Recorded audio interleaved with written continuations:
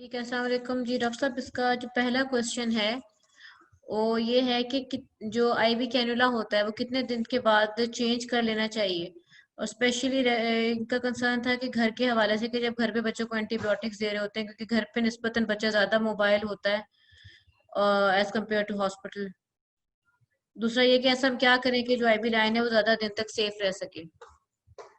तो मैंने इसलिए क्वेश्चन को मैंने थोड़े से स्लाइड्स एक दो एक्स्ट्रा बना लिए हैं ताकि आप सभी को गाइड कर सकूं कि मेनली ये होता है कि जब भी आपने फैसला करना है कि बच्चे के ये कैनुला कितनी देर तक लास्ट करेगा, कोशिश ये होती है कि बच्चों में हम ये जितनी देर ज्यादा देर रह सके वहीं रह सके, क्योंकि इससे बच्चों को ऑब्वियसली तकलीफ होती है। तो हम जो है वो मॉनिटर करते रहते हैं साइट को कि देखने के हिसाब से हाल चीज ठीक लग रही है या नहीं। अगर ऑब्वियसली प्रॉब्लम है तो फिर आपको रिमूव करना पड़ेगा। लेकिन वो मैंने कुछ ऐसा किया है कि ये एक तो ये है कि जनरल चीजें हैं कि जो वेन्स वगैरह है, अच्छी वेन जो है उसमें कैनुला डाला जाए ताकि उसमें ऐसी प्रॉब्लम ही ना हो। अगर कैनुला बड़ा है, वेन छोटी है, तो फिर उसमें प्रॉब्लम आ जाएगी। और ये एरिया जो एरियाज ऑफ फ्लेक्शन है ना, जैसे जो एरिया बेंड हो जाती हैं, तो बिल्कुल मिसाल के तौर रिस्ट के ऊपर, कलाई के ऊपर अगर करेंगे तो वो जब कलाई आप हाथ मूव करेंगे तो वो प्लास्टिक का जो मटेरियल है वो भी मूव होगा और उसके साथ इरिटेशन होगी, वो वेन खराब होंगी। तो वो भी अवॉइड करें कि ऐसी चीज जहां के वो फ्लेक्शन जो होते हैं वो मूवमेंट हो रही है वो ना हो। और उसके बाद ये है कि ड्रग्स जो आप दे रही हैं ये उनके ऊपर मुनसर है कि ये कैनुला कितनी देर तक जो है वो लास्ट करेगा। कई मेडिसिन होती है वो इरिटेट करती है, वेन के ऊपर इन्फ्लेमेशन हो जाती है, तो वो कैनुला जो है वो ज्यादा देर वहां काम नहीं करता है। और जिस स्पीड से आप मेडिसिन देते हैं, अगर ज्यादा तेजी से दें तो वो भी जो है वो वेन को जो है वो डैमेज कर सकता है। तो कई चीजें होती है कि स्लोली देना पड़ती है इन्फ्यूजन के हिसाब से। और दूसरा ये भी है कि आपने ट्रीटमेंट देना कितनी देर है। जैसे सिस्टिक फाइब्रोसिस में अगर 2 हफ्ते तक देना है तो आप ये एक्सपेक्ट ना करें कि कैनुला जो है 2 हफ्ते वो जो है लास्ट करेगा, क्योंकि ये तकरीबन 3-4 दिन के बाद वो खत्म हो जाते हैं। कई दफा हमने देखा है 8-10 दिन भी निकल जाती हैं, लेकिन ऐसा है कि अमूमन जो है 3-4 दिन के बाद कैनुला जो खत्म हो जाती है। तो जब हमें पता है कि हमने 2 या 3 हफ्ते एंटीबायोटिक्स देनी होती हैं तो हम अमूमन बच्चों को लॉन्ग लाइन डालते हैं, जो कि डालते प्रिफरी हैं। वो किसी एनेस्थेटिक की जरूरत नहीं पड़ती है, किसी बेहोश करने की जरूरत नहीं पड़ती है, डालते इसी तरह है। लेकिन वो जो है और डालते भी आर्म वगैरह में है, जो उसे एल्बो लेवल के ऊपर हम डालते हैं। तो उससे ये है कि वो लॉन्ग उसका कैनुला होता है, ट्यूब होती है जो कि बहुत फ्लेक्सिबल होती है, तो वो अमूमन 2-3 हफ्ते जो है वो गुजार जाती है। और साइज ऑफ कैनुला मिसाल के तौर पे अगर वेन छोटी है, आपने मोटा या कैनुला उसमें डाल दिया तो उससे भी जो वेन है वो खराब हो जाएगी जल्दी, तो वो जल्दी चेंज करना पड़ेगी। और मेन प्रॉब्लम ये होती है कि ये फ्लिबाइटिस होती है जो कि इन्फ्लेमेशन ऑफ द वेसल्स होती है। और ये आप देख रही हैं, ये जो है ना, ये कैनुला साइट है जहाँ ये हाथ के बिल्कुल दरमियान में, और ये जो रेड लाइन जा रही है जाके जहाँ से वेन है, तो इसमें ये जो इन्फ्लेमेशन जो है वो पैदा हो जाती है।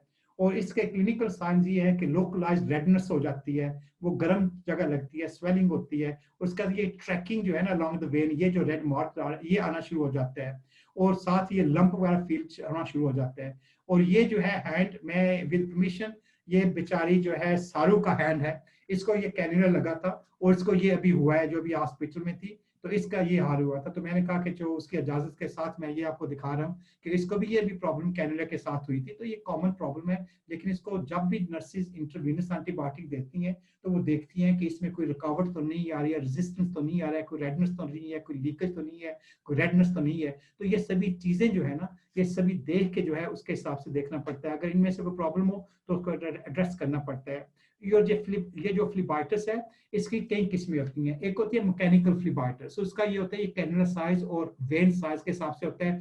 कैनुला जो है इनसाइड द वेन जो है रब करता है तो इरिटेट करता है, तो उससे जो है इन्फ्लेमेशन पैदा हो जाती है। तो उसका ये होता है कि जो भी कैनुला डाल रहा है वो वेन के हिसाब से या जो मेडिसिन देनी है उसके हिसाब से कि कितनी देनी है, कितनी तेज देनी है, उसके कैलिबर के हिसाब से वो डाले तो बेहतर है। दूसरी होती है कि केमिकल फ्लिबाइटिस, वो होता है कि जो भी ये मेडिसिन दे रही है इनकी अपनी एक पीएच होती है, इनकी अपनी एसिडिटी होती है, और उसके साथ ये इरिटेशन करती हैं। कई मेडिसिन होती हैं जैसे फ्लूक्लॉक्सासिल इंट्रावेनसली दे तो बहुत ही इरिटेट करती है, तो वेन जो है वो एक दिन से ज्यादा वो लॉस्ट ही नहीं करती है, इसलिए हम इंट्रावेनस फ्लूक्लॉक्स बहुत कम देते हैं इस चीज में। तो वो चीजें जो होती हैं वो देखना पड़ती है, और इसकी डाइल्यूशन जो है मेडिसिन की जो इंट्रावेनस जारी होती है उनको चेक करना पड़ता है।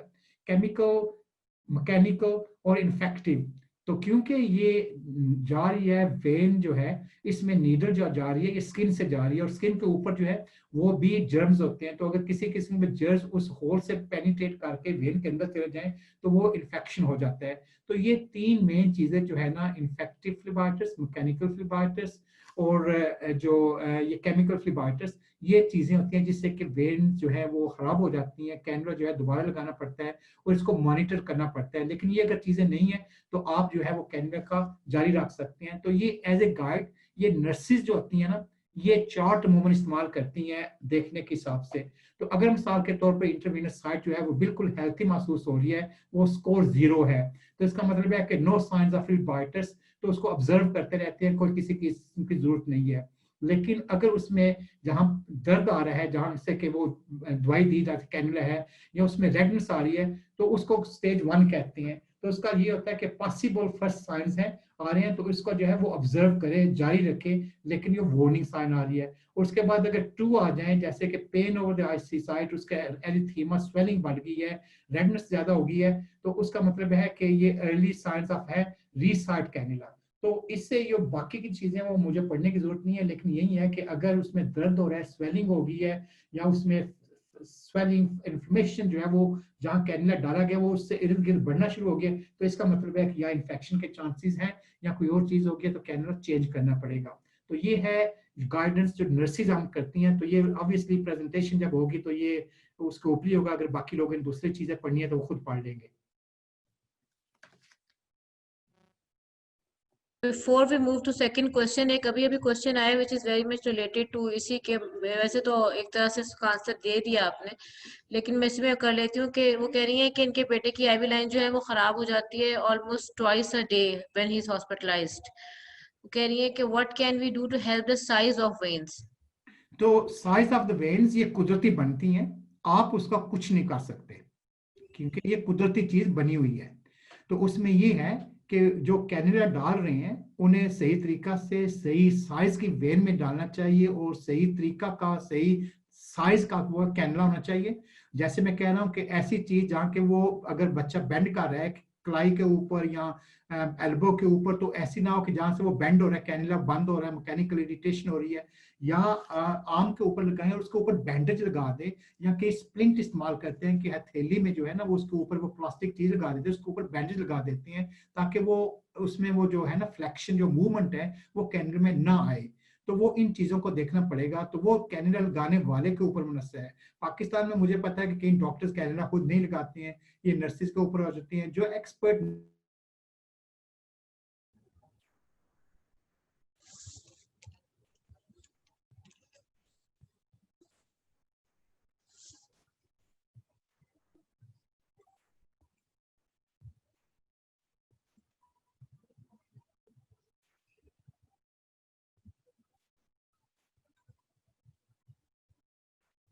नर्सिस हैं, दे प्रॉब्लम नहीं होना चाहिए। ठीक है डॉक्टर साहब, जज़ाकल्लाह खैर। Can move to the next question.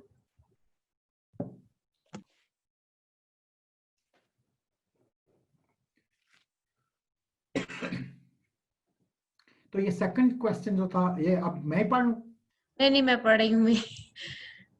Second question ये था कि अगर एक बच्चा जिसमें सूडोमोनास कोलोनाइजेशन है, और लेकिन रूटीन में जब उसका कल्चर होता है, स्पुटम कल्चर 3 मंथली या 2 मंथ्स के बाद अगर वो कराते हैं, तो हमेशा ही उसका सूडोमोनास पॉजिटिव आते हैं। तो उसमें रेस्पिरेटरी सिम्टम्स अगर नहीं हो, जिसमें एग्जर्सरबेशन ना हो, उसके बावजूद हम कल्चर के हिसाब से देते रहे एंटीबायोटिक्स, या फिर ये कि जो प्रोफाइलेक्टिक ट्रीटमेंट चल रहा है वो सफिशिएंट होगा? तो ये मैं प्रेजेंटेशन में कवर आपने कर जी लिया है कि अगर जी कल्चर पॉजिटिव आ गया है तो बच्चे को सिम्टम्स नहीं है और ये क्रॉनिक इन्फेक्शन है, तो इस सूरत में आपको इसको इलाज करने की जरूरत नहीं है।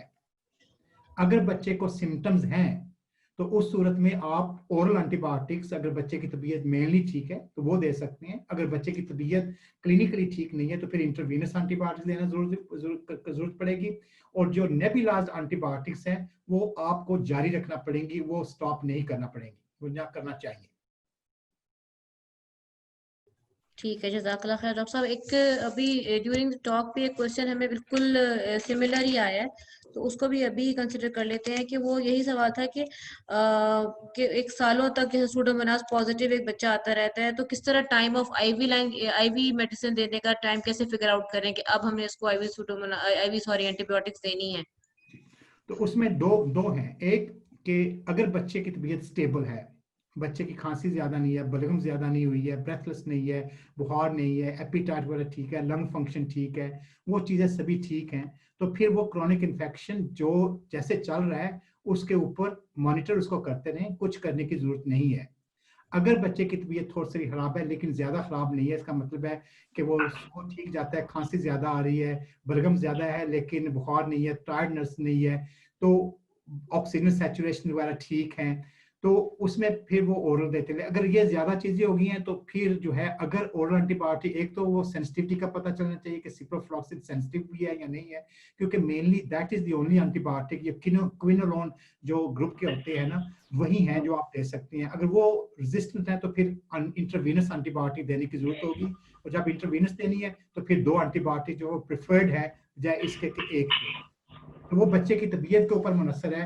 क्रॉनिक इन्फेक्शन जो है अगर है और बच्चा ठीक है तो दैट इज गुड थिंग कि अल्हम्दुलिल्लाह कि उसको वो इतना असर उसका नहीं हो रहा है। लेकिन क्रॉनिक इन्फेक्शन में ये होता है कि नेबुलाइज्ड एंटीबायोटिक्स का जारी रहना अच्छा होता है कि उससे वो अंडर कंट्रोल रहता है, इन्फेक्शन के बढ़ता नहीं है। ठीक है।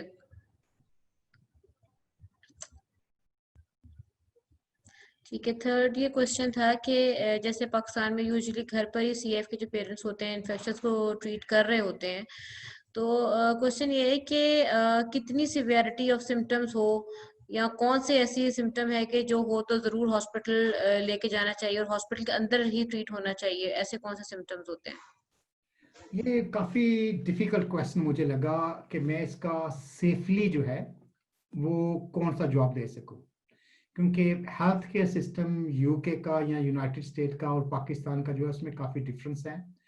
और मुझे पूरा अंदाजा है कि पेरेंट्स जो है सीएफ के पाकिस्तान में वो ऑलमोस्ट इंटेंसिव केयर जो है वो घर पे चला रहे हैं, और that credit goes to all the parents for hard work. लेकिन उसमें फिर जो है वो आप रिस्क लेती हैं। जैसे कि ऑक्सीजन घर में दे रहे हैं तो वो हम भी देते हैं यहाँ पे, लेकिन जरूरी नहीं है कि एक्यूट इन्फेक्शन के साथ एंटीबायोटिक्स घर पे चल रही होती हैं इंटरवीनस के हिसाब से, और बाकी की चीजें हो रही होती हैं। तो ये कई रिस्क हैं जो पाकिस्तान में आम लिए जाते हैं, जो कि यहाँ यूके में इतने नहीं लिए जाते। तो ये आपके सोशल, आपके मेडिकल सेटअप जो है ना उसके ऊपर मुनसर है।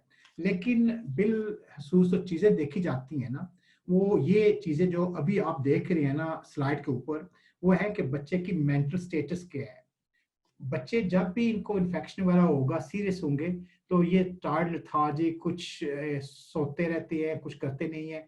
वो पेरेंट्स को पता होगा कि बच्चा पहले कितना एक्टिव था, अब कितना हो गया है, और ये चीज जो है बहुत इंपॉर्टेंट है। उसके साथ जब ये सांस ले रही होती हैं तो ये देखना पड़ेगा कि वो कितना सख्ती सख्ती से ये सांस ले रहे हैं, या इन्हें कितनी मेहनत करना पड़ती है सांस लेते हुए, जिससे कि नाक की जो नॉस्ट्रिल होती है वो फूल जाती हैं, बच्चे के लिप्स से वो ब्लू हो रही हैं, पेल लग रही हैं, या इनका हार्ट रेट बढ़ रहा है, या उसके साथ नॉइजेस आ रही हैं, जैसे ग्रंटिंग की होती है, स्ट्रॉइड ऐसी आवाजें आना शुरू, या वीजिंग की जो कि विस्लिंग नॉइज जैसे ये टाइटनेस वगैरह जो है इससे साबित होता है। उनका हार्ट रेट और रेस्पिरेटरी रेट दोनों बढ़ गए हैं, या ये सांस ले रही हैं तो इसमें जो है वो रिट्रैक्शन जो होता है कि सांस खींच खींच के वो पसलियों में से मसल अंदर जा रहे हैं, या टमी एक जो है वो मसल जो है वो यूज हो रही है, या इनके ठंड जो प्रिफरल हाथ पांव ठंडे हो गए हैं। और ये में डिक्रीज हार्ट रेट लिखा है। एक होता है कि जब बच्चा शुरू में होता है तो हार्ट रेट इंक्रीज होता है, वो कंपनसेट करने के लिए होता है। लेकिन जब बच्चे का हार्ट रेट वो हार्ट कंपनसेट नहीं कर रहा है तो अनफॉर्चुनेटली वो हार्ट रेट डाउन हो जाता है। और इसी तरह ये रेस्पिरेटरी रेट 60 है ना, वो तेज है, लेकिन जब बच्चा थक जाएगा तो कम हो जाएगा। तो कम होना हार्ट रेट का भी और रेस्पिरेटरी रेट का भी, जबकि दूसरी चीजें जो है वो ठीक नहीं लग रही हैं, तो इट इज सीरियस थिंग। तो इसको आपने सीरियस लेना, ये नहीं है कि जी हार्ट रेट ठीक है और रेस्पिरेटरी रेट, इसका मतलब है कि बच्चा थक गया है, बच्चा आप कुछ कंपनसेट खुद नहीं कर सकता, वो फाइट नहीं कर सकता, तो उसको के लिए जो है वो जरूरी है कि आप करें।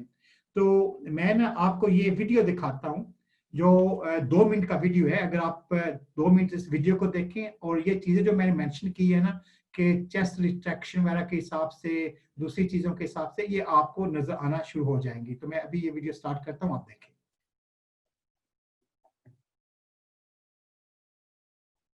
तो ये बच्चे के ना ये गर्दन में ये आप देख रहे हैं कि बन रहा है, ये और ये जो है ये आप देख रहे हैं कि बच्चा खींच के सांस ले रहा है। ये पसलियां जो है, पसलियों के मसल जो है, ये इसे कहते हैं रिब रिट्रैक्शन या इंटरकॉस्टल रिट्रैक्शन।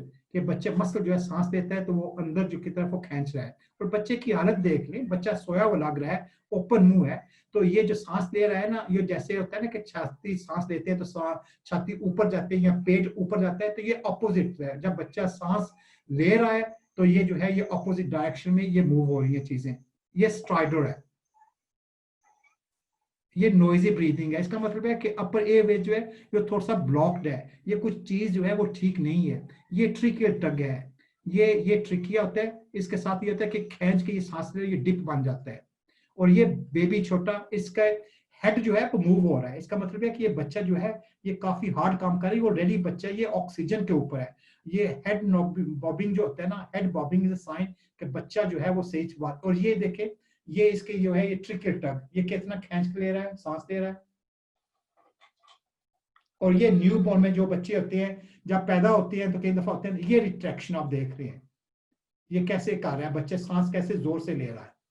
तो ये सभी चीजें जो होती हैं ना, ये बच्चे की एक स्वेरिटी के हिसाब से है और फिर उसके कॉन्शियस लेवल के हिसाब से या क्या कुछ कर सकता है। इन सभी चीजों का जो है वो ख्याल रखना पड़ता है कि बच्चे की तबीयत कैसी है। तो जब भी आप समझे कि बच्चे की हालत पहले की निस्बत ज्यादा खराब है, ये रिट्रैक्शन देखिए, बच्चा कितने जोर जोर से जो है खींच खींच के सांस ले रहा है। तो ये बच्चा इज इन डिफिकल्टी।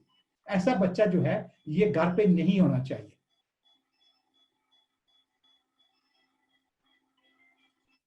और ये आपने जो देखा है ना, ये बैग एंड मास्क जो है ये अभी इस बच्चे को इंटीबर्ट करने वाले थे, क्योंकि ये बच्चे की तबीयत जो थी वो काफी हालत नाजुक थी। तो आई होप के आपने सभी ने वो क्वेश्चन वो देख लिया है। अगर कोई क्वेश्चन इसके ऊपर हो तो प्लीज पूछ ले। नहीं, थैंक यू सो मच। इससे रिलेटेड कोई क्वेश्चन था, लेकिन जजाकल्ला खैर कसीरा, बहुत अच्छा आपने इसका डिटेल आंसर दिया। We can move to the next question. वो ये था कि जैसे वैसे तो रूटीन में जो सीएफ बच्चे हैं वो म्यूकोलिटिक्स जो भी वो ले रहे हो, हाइपोटोनिक सेलाइन पाकिस्तान में तो यूजुअली लेते हैं, ये पल्मोजाइम्स वगैरह दिन में ट्वाइस अ डे ले रहे होते हैं, फॉलोड बाय चेस्ट फिजियोथेरेपी। लेकिन सम टाइम जैसे रेस्पिरेटरी अलामात ज्यादा हो तो ये नेबुलाइजेशन म्यूकोलिटिक्स की 3 से 4 दफा भी दी जाती है। तो क्या हर बार चेस्ट फिजियोथेरेपी उसके बाद करनी चाहिए? I think it's very important question. और कहीं जो है पेरेंट्स जो जरा कंफ्यूज्ड होते हैं, और ये कंफ्यूजन पहले भी कई दफा आ चुकी है कि जी हम एंटीबायोटिक्स देते हैं। और वो ऑर्डर ऑफ नेबुलाइजेशन है ना, वो हम पहले डिस्कस कर चुके हैं, जो मैं दोबारा नहीं करूंगा। लेकिन ये भी चीज ऐसी है कि ये अगर आप 3 या 4 दफा नेबुलाइज हाइपरटोनिक दे रहे हैं तो उसका मकसद ये है कि नेबुलाइज हाइपरटोनिक का मकसद है कि आप स्प्यूटम को थिन कर रहे हैं। यही इसका फंक्शन है, इसके अलावा इसका और फंक्शन नहीं है। और अगर ये स्प्यूटम को थिन कर रहे हैं तो फिर उस स्प्यूटम का बाहर निकलना ही बेहतर है। थिन करके आप उसको अंदर ही रहने दें तो उसका फायदा नहीं है। तो अगर आपको जरूरत है कि आपने हाइपरटोनिक सेलाइन 3 या 4 दफा देना है तो उसके बाद फिर फिजियो करें कि जो वो स्प्यूटम थिन हो चुका है वो छाती से बाहर निकले। अदरवाइज उसे थिन करने का फायदा ही नहीं है। सही बात है, सही बात है, वरना थिन करने का क्या फायदा। ठीक है, नेक्स्ट क्वेश्चन जो था वो इसमें है कि एक बच्चा जो कि रूटीन में प्रोफाइलेक्टिक जो 1 month of 1 month on nebulised tobramycin या क्लिंडामाइसिन पर है, और उसको आईवी एंटीबायोटिक्स की किसी ऐसे टाइम पे जरूरत पड़ती है जब ऑलरेडी इसका ये ऑन मंथ चल रहा है, नेबुलाइज उसका ट्रिल रहा है टोब्रामाइसिन या क्लिंडामाइसिन जो भी वो है, तो क्या उसको कंटिन्यू की जाएंगी ये भी साथ में? और अगर स्टार्ट करनी है सेम डे पे जिस वक्त आईवी एंटीबायोटिक शुरू होती है, तो हम स्टार्ट कर देंगे या फिर हम वेट करेंगे कि आईवी एंटीबायोटिक्स या ओरल जो खत्म हो जाए फिर हम ये स्टार्ट करें? ठीक है, thank you very much. I think मैंने शायद इसका आंसर पहले दे चुका हूँ टॉक में। तो एक तो यह कि टोब्रामाइसिन और क्लिंडामाइसिन अमूमन नहीं होता है। क्लिंडामाइसिन नेबुलाइजेशन एक्सट्रीमली रेयर है जो करते हैं। तो ये अमूमन होता है टोब्रामाइसिन और कोलिस्टीन, जेंटामाइसिन, हाँ। कोलोमाइसिन है वो होता है, उसको अल्टरनेट करते हैं। तो एक ये है कि ये जो है ना, जैसे मैंने कहा कि क्रोनिक इन्फेक्शन में ये इन्फेक्शन को सुप्रेस करने के लिए है, और जब इंट्रावीनस भी आप दे रही हैं या ओरल भी दे रही हैं, कोर्स स्टार्ट कर रहे हैं, रिगार्डलेस के आप कौन से फेज में हैं, इनको जारी रखें। तो अगर ये अल्टरनेट दे रही हैं, अगर मिसाल के तौर पे किसी का ये है कि चेस्ट इन्फेक्शन हो गया है और वो नहीं ले रहे, किसी वजह से वो नेबुलाइज्ड एंटीबायोटिक नहीं ले रहे, तो उस वक्त उन्हें स्टार्ट करना बेहतर है, कि वो भी बेहतर है कि कर ले साथ स्टार्ट, क्योंकि ये दोनों जो है नेबुलाइज्ड और इंट्रावीनस, इनका एडिटिव इफेक्ट होगा, वो बेहतर होगा उनके लिए। तो ये स्टॉप नहीं करना चाहिए, जारी रखना चाहिए।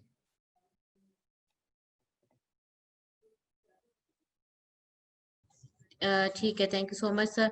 तो can we start with other questions जो जी, अभी आए हैं हमारे पास? तो ये ना स्क्रीन शेयर मैं स्टॉप कर देता हूँ, क्योंकि इसका बहुत फायदा नहीं होगा। हाँ, स्टॉप कर दें या फर्स्ट वाली कहाँ गया, चलेगी फिर सही। अच्छा, एक क्वेश्चन ये था कि अगर किसी बच्चे को हमेशा ही ड्राई कफ रहती है तो उसके लिए क्या किया जाए? ठीक है, तो बच्चे को ड्राई कफ जो है ना, कफ का मतलब है कि कोई ना कोई इरिटेशन किसी वजह से लंग्स में, एयरवेज में हो रही है, और हमेशा ड्राई कफ जो रहना जो है ना, वो इतना कॉमन नहीं होता है, क्योंकि वो ऐसा नहीं होना चाहिए। अच्छी है कि अगर वो वेट नहीं है, प्रोडक्टिव नहीं है, तो लेकिन ड्राई भी नहीं इतना होना चाहिए। तो उसका ये सोचना चाहिए कि बच्चे का एनवायरनमेंट कैसा है, क्या कोई घर में स्मोकिंग करता है, क्या कोई ऐसी डैम्पनेस है मकान में, क्या कोई ऐसे जो है एलर्जी वगैरह के हिसाब से तो कोई नहीं है, जैसे पोलन काउंट वगैरह होता है, कोई डस्ट वगैरह एलर्जी तो नहीं है। तो वो चीज़ों को वो चेक करना पड़ेगा। और साथ ये भी चेक करें कि फास्टमेटिक बच्चे होते हैं, उन्हें खांसी जो है खुश्क आती है, वो चेक करें कि उसकी वजह से तो नहीं है। तो ये थोड़ा सा देखना पड़ेगा कि क्यों। अगर वो खबर है वो स्लीप में खत्म हो जाती है, सिर्फ डे टाइम में है, और डे टाइम में मैं कभी प्रयास खत्म हो गया, तो कई दफा होता है कि हैबिचुअल कफ जो बच्चे वो डेवलप कर लेते हैं, एक आदत बन जाती है बच्चे की, और ये आदत वाली कफ हमेशा स्लीप में खत्म हो जाती है। तो वो कफ जो कि स्लीप में नहीं है, लेकिन डे टाइम अदरवाइज बच्चा ठीक है, सिर्फ खुश्क खांसी कभी कभार आ जाता है, तो फिर उसका इतना फिक्र नहीं करने की जरूरत। लेकिन ऐसा है कि आप अपने एनवायरनमेंट में है, वो देखें कोई ऐसी चीज तो नहीं है जिसकी वजह से उसे हो रही है। ठीक है, यानी वो मेनली देखेंगे वो किस वजह से रही है और उसके हिसाब से फिर जो है ना अकॉर्डिंगली बिल्कुल। उसको बचाएगा। ठीक है डॉक्टर साहब। नेक्स्ट क्वेश्चन ये था कि जब बच्चे को एंटीबायोटिक्स दी जा रही है तो क्या उस वक्त स्पूटम कल्चर सेंसिटिविटी किया जा सकता है? कल्चर के ऊपर रिजल्ट पे उसका कोई इफेक्ट होगा कि नहीं होगा? तो एंटीबायोटिक्स देने का मकसद ये होता है कि क्या कि वो बग जो है वो खत्म होगी या नहीं होगी है। तो अमूमन ये होता है कि हमारे पास जो है एंटीबायोटिक देने से पहले ही जो है वो कुछ ना कुछ इंफॉर्मेशन होती है, अगर रूटीनली हम कर रहे होते हैं तो पता होता है कि कौन से बग्स हैं। तो अमूमन ये होता है कि यहाँ जो बच्चे एडमिट होते हैं या करते हैं, तो उनका एडमिशन के ऊपर वो दोबारा चेक होता है, हाफ पे थ्रू होता है कि क्या वो एंटीबायोटिक्स रेजिस्टेंस तो नहीं चेंज हो गया, या वो क्या एंटीबायोटिक से वो रेडिकेट हो रही है, या वो जो लोड होता है ना कि heavy growth, medium growth, light growth, उससे पता चल जाता है। और फिर एट द एंड फिर किया जाता है कि देखेंगे कैसे रेडिकेट हुआ है। वो चीजें जो प्रोसेस है ना, वो कई की जाती हैं। तो कई दफा हम 2 हफ्ते एंटीबायोटिक्स के लिए 3 कल्चर होते हैं, कि at the beginning one, half way through और वन एट द एंड। तो मुझे पता है कि फाइनेंशियल रीजन या अगर दूसरी टेक्निकल या फैसिलिटीज के हिसाब से ये मुमकिन नहीं है, तो कर लेने में अगर हो रहा है तो वो हर्ज नहीं है। लेकिन गिवन पाकिस्तान, मेरे ख्याल में आप अगर at the end of the course करना चाहें तो वो आप कर सकते हैं। वो भी अगर आपने समझा कि पहली ग्रोथ थी और क्या ये इन्फेक्शन खत्म हुआ है या नहीं हुआ है। अगर क्रॉनिक इन्फेक्शन है तो फिर आप जो है वो नेबुलाइज्ड एंटीबायोटिक तो जारी रखें, क्योंकि कल्चर से जो, जैसे हमने कहा कि वो आप शायद डिसाइड ना कर सके कि क्या इसका कुछ फायदा होगा या नहीं होगा। लेकिन उसके शुरू में एंटीबायोटिक शुरू में कुछ ना कुछ इंडिकेशन होना चाहिए कि कौन कौन सी बग्स हैं जो कि आप ट्रीट कर रहे हैं। तो दरमियान में ना भी करें तो you can get away with it. ठीक है, ठीक है। एक क्वेश्चन ये था कि अगर सिम्टम्स माइल्ड हों तो क्या कल्चर रिपोर्ट के बेसिस पर एक्टिव ट्रीटमेंट दिया जा सकता है? अगर हाँ, वही वो मैंने प्रेजेंटेशन में कवर कर लिया कि अगर जी। सिम्टम्स चेंज हुए हैं, कि कफ ज्यादा हो गई है, कफ वेट हो गई है, साथ दूसरी चीजें आ गई हैं, बच्चे की वैसे तबीयत ठीक है, तो ओरल एंटीबायोटिक आप स्टार्ट कर सकते हैं, जो कि सिप्रोफ्लॉक्सासिन आम जो है वो अमूमन होती है। और मेजॉरिटी ऑफ जो स्यूडोमोनास पाकिस्तान में है वो स्यूडोमोनास सेंसिटिव ही है, अल्लाह का शुक्र है। तो वो एक ऑप्शन आपके पास है जो कि आप यूज कर सकते हैं। ठीक है। एक क्वेश्चन ये था कि इनकी बेटी जो 1 साल से ऑल्टरनेट डे पे एजिथ्रोमाइसिन ले रही है, उनका कंसर्न है कि क्या ये ठीक है? वो भी मैं कवर कर चुका हूँ और जी एविडेंस में आपको प्रेजेंट कर चुका हूँ कि जी। एडल्ट्स में भी और चिल्ड्रन में भी इसका फायदा है। और यही है कि कई दफा होता है कि अगर कोई इन्फेक्शन है, क्लियर नहीं होता क्या जिथ्रोमाइसिन रेजिस्टेंस तो नहीं आ रहा है, तो उसका यही तरीका है कि कल्चर जब किए जाते हैं तो उसमें वो चेक किया होता है, चाहे चेक हो जाता है। तो अगर वो प्रॉब्लम नहीं है तो वो ऐसा इश्यू नहीं है। वैसे पाकिस्तान में जैसे पहले मैंने भी जिक्र किया है कि टाइफाइड वगैरह का वो है कि जिथ्रोमाइसिन ना करे, यही एक एंटीबायोटिक है जो काम देती है।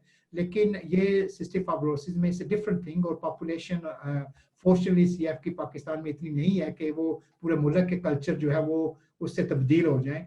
तो ये एक स्पेसिफिक कंडीशन के लिए जो आप दे रहे हैं इन लिमिटेड इन्वायरमेंट, वो ठीक है। लेकिन अगर ऑब्वियसली आप किसी और चीज़ों के लिए ऐसे ही कोई दूसरे बच्चों को बगैर किसी एविडेंस के नजला जुकाम हो गया है दूसरे बच्चों को जिन्हें सिस्टिक फाइब्रोसिस नहीं है, तो आप जिथ्रोमाइसिन वगैरह दे रहे हैं तो उसका फायदा नहीं होगा।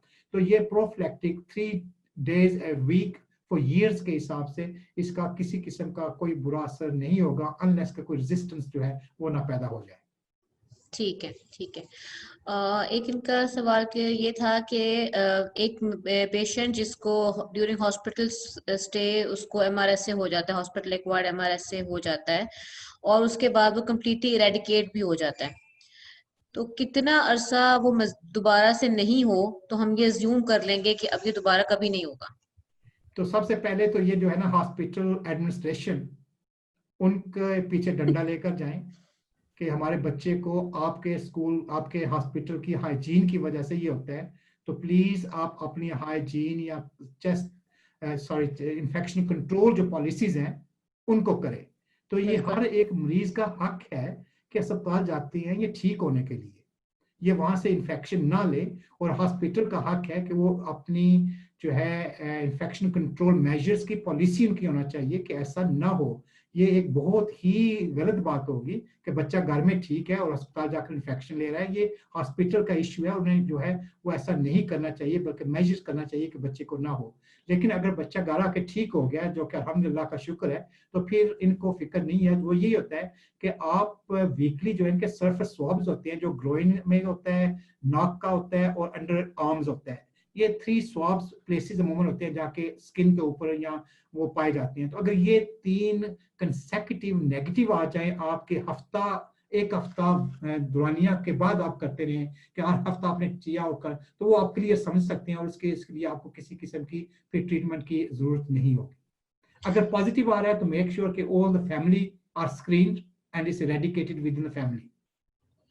ठीक है, लेकिन डॉक्टर साहब इसमें जैसे इनका ये सवाल था कि हम ये कैसे अज्यूम करें कि दोबारा नहीं होगा, तो अगर वो ठीक हो भी गया एक दफा तो ये तो हम अज्यूम नहीं कर सकते ना कि अगर खुदा ना खास्ता सेम चीज आप को किसी एक्सपोज चीज हो। का अस्यूम नहीं कर सकते कि दोबारा नहीं होगा, हम्म। क्योंकि ये आपके एक्सपोजर के ऊपर मुनसर है। जी जी। अगर वही हॉस्पिटल में दोबारा चले गए जिनकी इन्फेक्शन कंट्रोल मेजर ठीक नहीं, और ये कह भी रहे हैं कि जब भी अस्पताल जाता है तो बच्चे को हो जाता है, तो हम्म। तरीकाकार फिर ये वक्त उस अस्पताल में ना जाएं जिसकी हाइजीन इतनी है, वो दूसरे किसी और में चले जाएं, या अल्लाह करे कि बच्चा ही ठीक रहे कि जाने की जरूरत ही ना पड़े। सही। नेक्स्ट ये क्वेश्चन था कि हिमोफिलस इन्फ्लुएंजा कितना सीरियस इन्फेक्शन है? ये एक तो है कि हम हिप जो होता है ना HIV हिप के वैक्सीनेशन बच्चों को लगते हैं, तो उससे जो सीरियस किस्म के इन्फेक्शन होते हैं ना वो बच जाते हैं, बच्चों को नहीं होते हैं। और दूसरा ये है कि it is not a serious infection so long as it's not a resistant bug, और आपको पता है कि ये हिप ही है कोई और नहीं है, तो वो एंटीबायोटिक जैसे आम यहाँ हम इस्तेमाल करते हैं जो ऑगमेंटिन है, is usually sensitive to Augmentin, Augmentin नहीं है तो ये जो है कैफ्लोस्पोरिन जो है एंटीबायोटिक्स उनको सेंसिटिव होता है। कैफिक्सिम जो होती है वो उससे भी सेंसिटिव, वो इजिली जो है वो इरेडिकेट भी हो जाता है, खत्म भी हो सकता है। और ये वो इन्फेक्शन है जो कि इसके क्रॉनिक इन्फेक्शन इससे अमूमन जैसे स्यूडोमोनास होता है वो नहीं होता। ठीक है, इंशाल्लाह। एक क्वेश्चन ये था कि सूडोमोनास के लिए जो कि सिप्रोफ्लॉक्सासिन को सेंसिटिव था, 3 वीक्स के लिए सिप्रोफ्लॉक्सासिन दी गई, उसके बाद कल्चर करवाया तो स्टिल सूडोमोनास पॉजिटिव है, तो क्या एंटीबायोटिक पे स्विच करना चाहिए या तो नहीं? वो बच्चे के क्लिनिकल स्टेज के ऊपर है। अगर 3 हफ्ते के बाद बच्चे को रिस्पॉन्स नहीं आ रही है, ठीक नहीं हो रहा है, तो फिर जो है बच्चे को इंटरवीनस की जरूरत होगी। अगर बच्चा ठीक हो गया 3 हफ्ते के बाद, तो जैसे मैंने कहा कि पॉजिटिव का आना वो क्रोनिक स्टेट में वो होता है, लेकिन उसके साथ क्लिनिकल स्टेटस जो बच्चे की उसके ऊपर मुनसर होगा कि आपने चौथा हफ्ता भी देना है, या अभी आप समझते हैं कि बच्चा ठीक हो गया, खांसी ठीक हो गया, खुश्क हो गया, सौर ठीक रहा है, आप खा पी ठीक रहा है, वजन बढ़ रहा है, खेल कूद रहा है, तो उस सूरत में आप स्टॉप कर दें। आपको मजीद जो है वो फिर, even though culture is positive, you don't need to carry on treating it. ठीक है। डॉक्टर साहब ये एक है, वो अपने बच्चे का बता रही हैं, थोड़ा सा उसका बता के, तो उन्होंने काफी सारे उससे रिलेटेड जो है अपने कंसर्न्स पूछे हैं। एक तो ये कि मल्टीपल हॉस्पिटलाइजेशन उसको होती है, कोई 30 डेज भी ऐसे नहीं गुजरते कि जो उसके इन्फेक्शन फ्री हो। 14 ईयर्स का इंशाल्लाह हो जाएगा अक्टूबर में उनका बेटा। तो उनका क्वेश्चन ये था कि जो उनके जो कल्चर्स आते हैं वो ऑल्टरनेट करते रहते हैं, एच इन्फ्लुएंजा कभी आता है, कभी सुडोमोनास आता है, कभी स्टेफ पॉजिटिव आता है। तो अब इससे रिलेटेड जो उनके सवाल हैं, उसमें पहला सवाल ये है कि क्या इसका ताल्लुक उसके लो बॉडी वेट से है? तो पहला इन्फेक्शन, जो पहला क्वेश्चन है, लो बॉडी वेट, इसलिए कि बॉडी वेट जो है इज वेरी इंपॉर्टेंट। अभी जो आपने मेरी वो वायरस वाली भी स्लाइड देखी होगी, उसमें भी मैं न्यूट्रिशन का जो है जिक्र किया है। जी। इन्फेक्शन कंट्रोल की जो मैंने प्रेजेंटेशन थी उसके ऊपर भी न्यूट्रिशन का जिक्र किया है, क्योंकि न्यूट्रिशन एक ऐसी चीज है जो कि बहुत ही जरूरी है बचपन से ही। अगर बच्चे की न्यूट्रिशन ठीक नहीं है तो उसका कुव्वत मुदाफ़त जो है वो कम होगी और इन्फेक्शन होने के चांसेस ज्यादा है, क्योंकि उसमें ये ताकत ही नहीं है कि वो इन्फेक्शन को प्रिवेंट कर सके। तो ये बहुत ही जरूरी है, और अगर उनके बच्चे का वजन कम है तो इस one of the contributory factor, इसी की वजह से भी ये इन्फेक्शन जो है दोबारा होने के इम्कान है।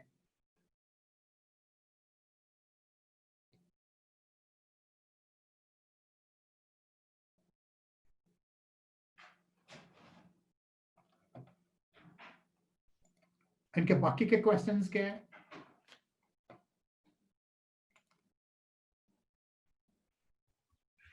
अच्छा, सॉरी, मेरे ख्याल है मेरा माइक म्यूट था। सेकंड इनका क्वेश्चन ये था कि क्या जो ये रिकरेंट इन्फेक्शंस का, या जो कॉमनली यूज होती हैं मेडिसिन, सिप्रोफ्लॉक्सासिन या वैंकोमाइसिन, इसका बोन्स के ऊपर कोई इफेक्ट होता है? ये जो है ना सिप्रोफ्लॉक्सासिन, इसका रैट्स स्टडी में था, जब ये एनिमल स्टडीज में, कि इनके जॉइंट जो थे ना, ये नी जॉइंट के हिसाब से इसमें फर्क पड़ता है, लेकिन इसका ह्यूमन में जो है वो नहीं है कोई ऐसा बोन के ऊपर कि कोई फर्क पड़े।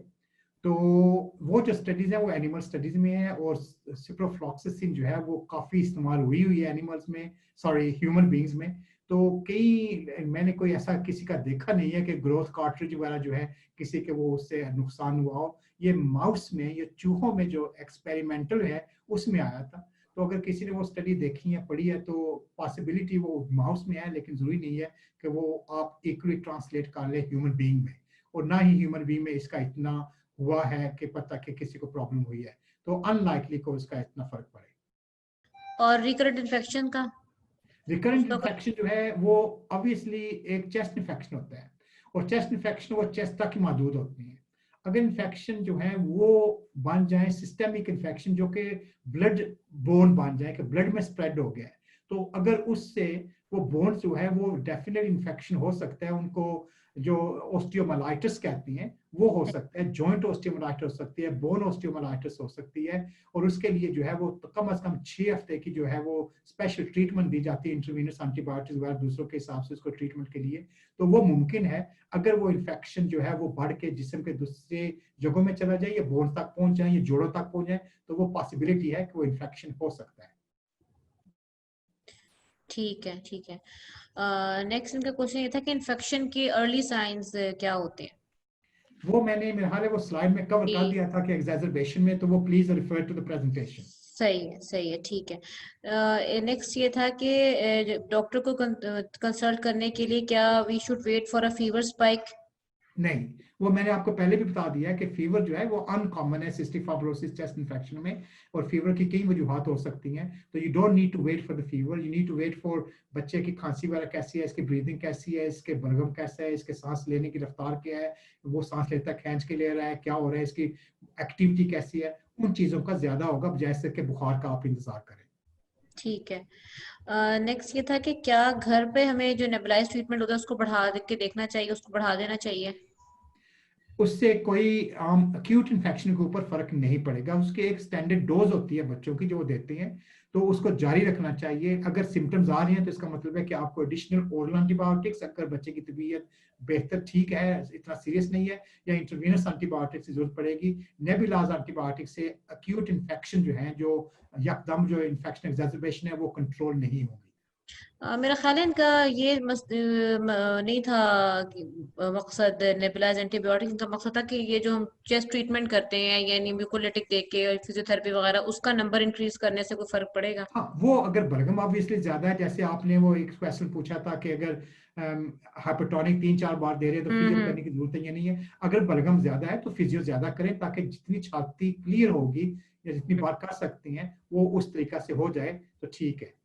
लेकिन ठीक है। नेबुलाइज एंटीबायोटिक्स जो है, अगर फिजियो 4 दफा कर रहे हैं तो जरूरी नहीं है कि नेबुलाइज एंटीबायोटिक्स 4 दफा देनी है। वो सही। सुबह और शाम वो 2 दफा ही दे सकती हैं। हाइपरटोनिक जो है वो 3 या 4 दफा दे सकते हैं, लेकिन इससे ज्यादा की जरूरत नहीं पड़ना चाहिए।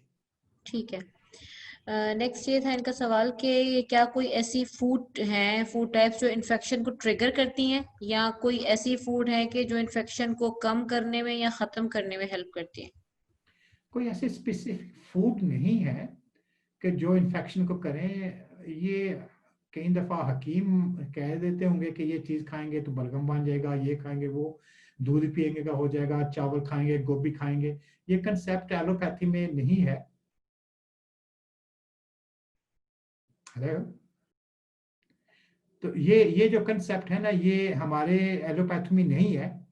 तो आप वो फूड वगैरह के हिसाब से कोई किसी किस्म की रिस्ट्रिक्शन की जरूरत नहीं है। सही। थोड़ा सा ये मेरे ख्याल इसका आंसर रिपीट कर दें, वो किसी ने अपनी वीडियो शेयर कर दी थी तो वो इसको एडिट कर देंगे। हेलो, आपको मेरी आवाज आ रही है? मुझे आपकी आवाज आ रही है। जिनका भी ये हुआ है वो जरा ऑफ कर दें अपना वीडियो। हाँ, नहीं नहीं, वो तो ऑफ कर लेते हैं। मैं कही थी अगर ये आप रिपीट कर देंगे इसका आंसर प्लीज। सॉरी, क्वेश्चन दोबारा रिपीट कर दे फिर। क्वेश्चन ये था कि क्या कोई फूड टाइप्स ऐसी हैं कि जिनका इन्फेक्शन को ट्रिगर करने में करती हैं, रोल प्ले करती हैं, या फिर हेल्पफुल हो सकती हैं इन्फेक्शन को खत्म करने में या कम करने में? वो ऐसी कोई चीज नहीं है कि जो आप खाना खाएं और कहेंगे इससे जो है इन्फेक्शन हो गया है। लेकिन मैं वो कह रहा था कि कई दफा एक कंसेप्ट होता है हकीमों वगैरह का कि ये चीजें जो है वो सर्द गर्म है, ये खुश गर्म है, ये बादी है, ये ऐसी है, गोभी नहीं खाना चाहिए, राश नहीं खाना चाहिए, दूध नहीं पीना चाहिए, इससे बलगम बनती है। तो ऐसी कोई चीज नहीं है जो कि हम जिसको बिलीव करते हैं। हाँ, एक बैलेंस डाइट होना चाहिए, और उस डाइट में जो है विटामिन वगैरह का होना वो जरूरी है। जैसे विटामिन डी वगैरह जो है वो भी इन्फेक्शन के लिए अच्छे है, विटामिन सी जो है वो भी अच्छी है। तो वो प्रोटेक्टिव है उस लिहाज से। लेकिन अगर आप कहें कि मिसाल के तौर पे आज खाना ये खाया और कल उसको ये इन्फेक्शन हो गया, वो वाली बात नहीं होती है। ठीक है। नेक्स्ट इनका सवाल ये था कि क्या एक्सरसाइज इन्फेक्शन रेट को कम करने में हेल्पफुल होती है? बिल्कुल, एक्सरसाइज के जो है वो फायदे फिजियो वाले भी फिजियोथेरेपी के सेशन भी कर चुके हैं। मैं प्रिवेंशन ऑफ इन्फेक्शन में भी जिक्र कर चुका हूँ कि इससे बच्चे के मसल्स बोन स्ट्रांग होती हैं, सांस लेने में जो है इनकी जो होती है मदद अच्छी होती है, छाती के मसल्स वो बिल्ड होते हैं, और इसके साथ जो है ये क्लियरेंस जो रहते हैं ना, चेस्ट क्लियरेंस फिजियो के साथ वो भी हो जाती है। तो डेफिनेटली जो है उसका इनडायरेक्ट जो है वो उसके ऊपर फर्क पड़ता है, और चांसेस होते हैं कि म्यूकस वगैरह क्योंकि जमा नहीं हो रहा था, क्लियर हो जाता है भागदौड़ से, खेल कूद से, तो फिर इन्फेक्शन के चांसेस भी कम हो जाते हैं। जी बिल्कुल सही है। अच्छा, एक इनका ये सवाल था कि सीएफ के बच्चों को जब इन्फेक्शन के हवाले से स्कूल मैनेजमेंट को हमने क्या कोई इंस्ट्रक्शन शेयर उनके साथ करनी चाहिए? तो ये कई दफा होता है कि स्कूल के साथ लेजॉन आपका हो, उनके साथ बातचीत हो तो अच्छी बात है। उनको बता दें कि हमारे बच्चों को चेस्ट इन्फेक्शन होने के चांसेस हैं, और ये है कि अगर उस क्लास में किसी और को इन्फेक्शन वाला के हिसाब से है, तो जैसे ये कोविड इन्फेक्शन में है कि 2 मीटर दूर ठहरे, उसके साथ ना बैठे, उसके सामने खड़े ना हो कि वो आपके ऊपर खांसी करे या स्नीज करे। तो ऐसी चीजें जो है उसका एहतियात करना चाहिए। तो अदरवाइज बच्चा जो है they can go and play. लेकिन ऐसा कि अगर किसी बच्चे को है प्रॉब्लम है इन्फेक्शन, जो कि रिस्पिरेटरी इन्फेक्शन या चिकन पॉक्स वाला इन्फेक्शन व मीजल्स इंजेक्शन इन्फेक्शन, तो उससे दूर रहना ही बेहतर है कि वो ऐसा ना हो। और अगर स्कूल टीचर्स को इसका इल्म है तो वो ऑब्वियसली अगर किसी बच्चे को ऐसी प्रॉब्लम है, तो पेरेंट्स को भी वैसे ऑब्वियसली अगर बच्चा आपको मीजल्स है या चिकन पॉक्स है तो स्कूल भेजना ही नहीं चाहिए। लेकिन अगर उनकी मजबूरी है या बेअकली तो नहीं करूंगा, कम अकली करूंगा या बेइल्मी का बात है तो वो फिर हो गया कुदरती, तो वो अलग बात है। लेकिन जानबूझ के अगर बच्चा आपका बीमार है जो कि इन्फेक्शन दूसरों को बढ़ा सकता है, तो अपने बच्चे को आप घर रखें कि ताकि दूसरे बच्चों को ये खतरा हो ही ना, तो बेहतर है। तो यस, इन्फेक्शन हो सकता है, और अगर आप टीचर्स वगैरह को बता दें कि बच्चे को प्रॉब्लम है तो ठीक है। कई होता है कि वो बताना नहीं चाहते हैं, तो वो भी ठीक है, लेकिन उन्हें कह दो, जरूरी नहीं है कि बताएं कि सिस्टिक फाइब्रोसिस है, कह दें कि बच्चे को इन्फेक्शन होने के इम्कान ज्यादा है, लिहाजा अगर किसी बच्चे को है तो प्लीज इसको सीटिंग वगैरह के हिसाब से उससे दूर रखे तो बेहतर होगा। जी सही है। इनका भी लास्ट क्वेश्चन और ओवरऑल भी हमारा लास्ट क्वेश्चन वो ये है कि ऑक्सीजन सिलेंडर को घर पे रखने की जरूरत कब होती है, और दूसरा ये कि ऑक्सीजन देने के लिए क्या सिर्फ ऑक्सीजन सैचुरेशन ही देखनी होती है या पल्स रेट भी देखना होता है, हार्ट रेट भी देखना होता है? तो कोशिश तो ये होना चाहिए कि अल्लाह ताला साहब के बच्चों को खैरियत से रखे, और ऑक्सीजन देना का तब होता है कि जब लंग्स से काम नहीं कर रहे हैं, इन्फेक्शन, एक्यूट इन्फेक्शन के दौरान या परमानेंट लॉन्ग टर्म डैमेज के हिसाब से।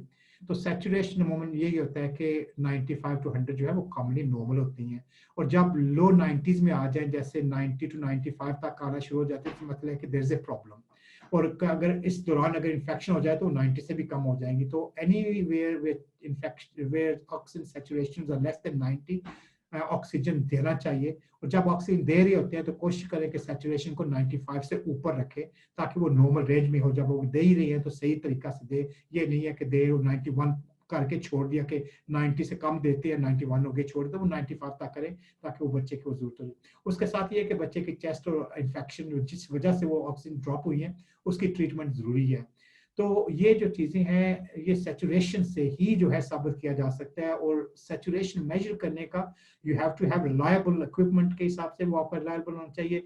दूसरा ये है कि जब आप जहाँ चेक कर रहे हैं वो फिंगर वगैरह अगर उसके ऊपर कर रहे हैं वो ठंडी नहीं होना चाहिए, बल्कि रूम टेम्परेचर वगैरह के हिसाब से वो ठीक होना चाहिए। सिग्नल उसका ठीक होना चाहिए कि आप जो मेजर कर रहे हैं वो सही एक चीज मेजर कर रहे हैं, ना कि एक अनरिलायबल मेजरमेंट है। और ये ख्याल रखें कि ऑक्सीजन जो है वो वन पैरामीटर है। लंग फंक्शन में कार्बन डाइऑक्साइड भी एक चीज होती है। जब बच्चों को प्रॉब्लम होती है लॉन्ग टर्म स्पेशली, तो कार्बन डाइऑक्साइड बिल्ड हो सकती है जो कि आप घर में वो चेक नहीं कर सकते। जब बच्चों को ज्यादातर वेंटिलेशन वगैरह की जरूरत होती है, वो कई दफा ऑक्सीजन की वजह से नहीं होती है, वो बल्कि कार्बन डाइऑक्साइड की वजह से होती है कि जरूरत पड़ती है।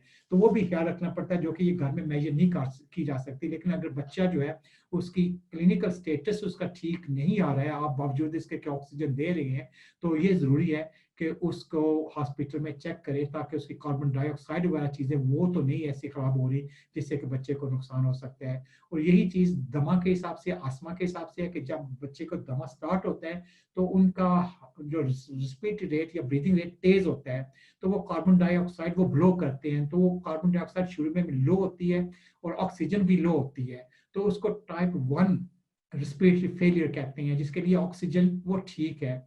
लेकिन जब बच्चा टायर्ड हो जाता है तो CO2 बिल्ड होना शुरू हो जाती है और ऑक्सीजन भी कम हो जाती है, तो ऑक्सीजन सैचुरेशन फिर भी कम है।